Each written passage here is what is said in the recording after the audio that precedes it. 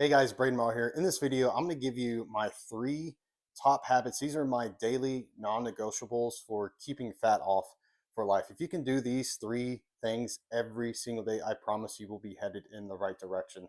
Now, the first thing that is quite evident is simply just moving more. Now, how do we do that? Is we set a daily step goal. Mine is, there's no magic number to this. Like if you're very sedentary, 4 to 6,000 is a good start. I personally stay around 8 to 10, depending on the time of the season. Sometimes I bump that up to 12.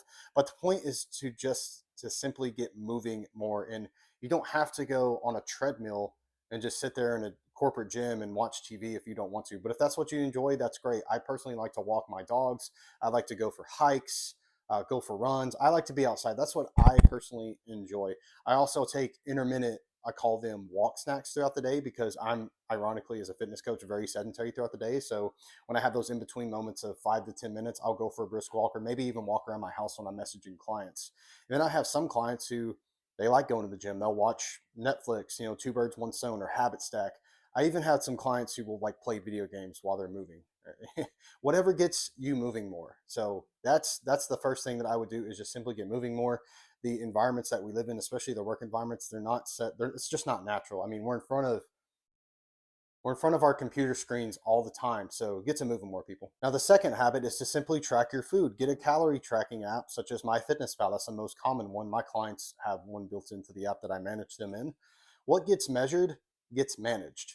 You have to have the right data coming in. If you have no idea what's going into your mouth and there's no way to tell, okay, am I eating less calories, meaning that am I eating enough calories to where I am in a calorie deficit? Because oftentimes people have no idea. Most people can't look at food and know what it's providing for them, not just from the calorie standpoint, not just from the macronutrient standpoint, but also like micronutrients, right? And not only for weight loss, but just for building awareness of like what's actually in the food.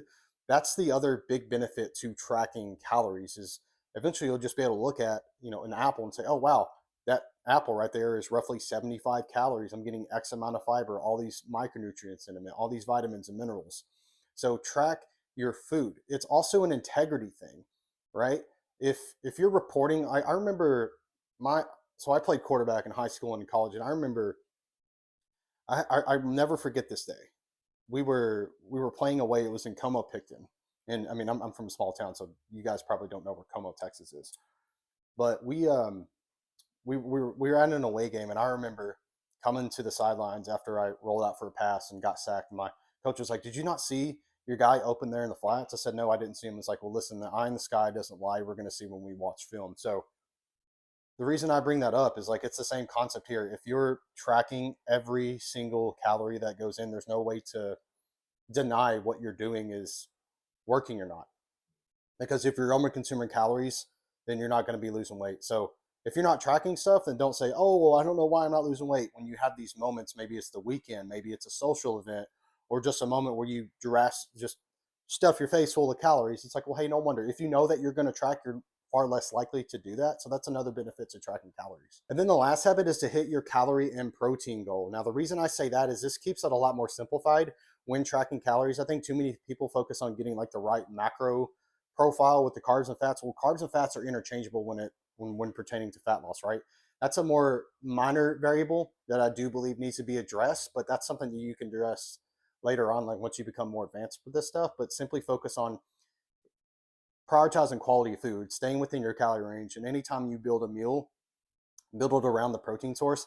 Most people who are overweight, or just most people in general, under consume protein, which protein is incredibly satiating. And nobody really overconsumes protein. Do the protein test. If you've eaten something and the protein source doesn't sound appetizing anymore, but I mean, of course you could afford more bread and mashed potatoes, put the fork down. It's time to put the fork down. This is a pretty short video because those 3 habits right there, it's really simple. There's not a whole lot more that I can explain. They're very effective. And if you're somebody who is on a weight loss journey right now, I highly recommend that you start implementing these 3 habits. Now, if you would like further assistance in your weight loss journey and you would like to work with myself and my team to where we can put you in a position to get you off of this roller coaster of losing weight only to gain it all back, book in a call with me. We'll discuss where you're at currently and ultimately where you're trying to go and how we can potentially help you. Thank you guys so much for watching this video. Stay healthy and God bless.